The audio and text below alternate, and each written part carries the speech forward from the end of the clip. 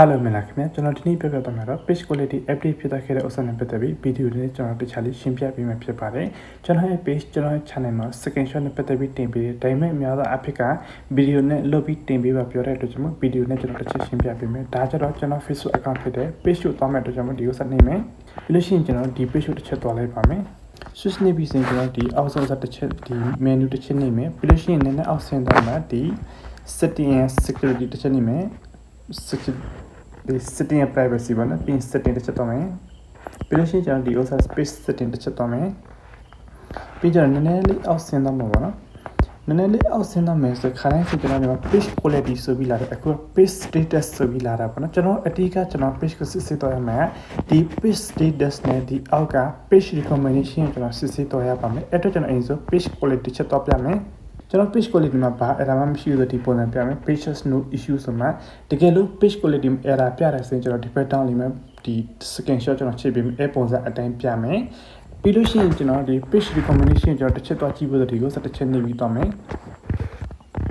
တစ်ချက်နေပြီးတော့မယ်ဆိုကျွန်တော်ဒီ page recommendation အားလုံးကောင်းတယ်ဆိုဒီပုံစံပြပြီးမှကျွန်တော်ဒီ number ဆို recommendation ဆိုပြမယ်တကယ်လို့ဒီ page မှာ error တခုတက်တယ်ဆိုရင် page not recommendation ဖြစ်တယ်ဆိုရင်ဒီဘက်မှာ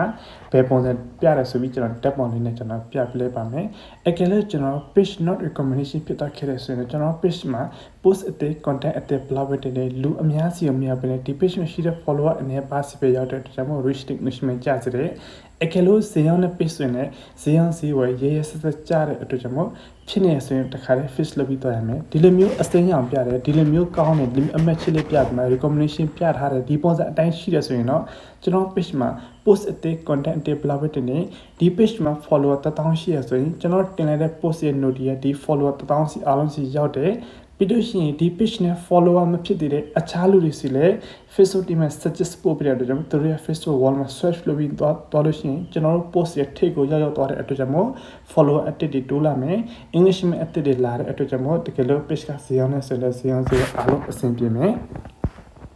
အဓိကတော့ကျွန်တော်ဒီ page status ပေါ့နော် page quality ပေါ့နော်အဓိကတော့ကျွန်တော် page quality တန်ရှင်းတည့်ရဖို့လိုအပ်ပါတယ် page quality လည်းတန်ရှင်းတည့်ရတယ်ပြီးလို့ရှိရင် page recommendation ကလည်းဒီပုံစံအတိုင်းတန်ရှင်းတည့်ရတဲ့ဆိုရင် page ကအရင်အဆင်ပြေတယ်ဈေးပဲရောင်းဘာပဲလုပ်လို့ live stream လေးပြီးဈေးရောင်းနေဖြစ်စေ live stream လေးပြီး game ဆိုတဲ့ဖြစ်စေအားလုံးအဆင်ပြေပါတယ်ခင်ဗျာနော်ဒီလိုဆို short video အနေနဲ့တင်ပေးမယ်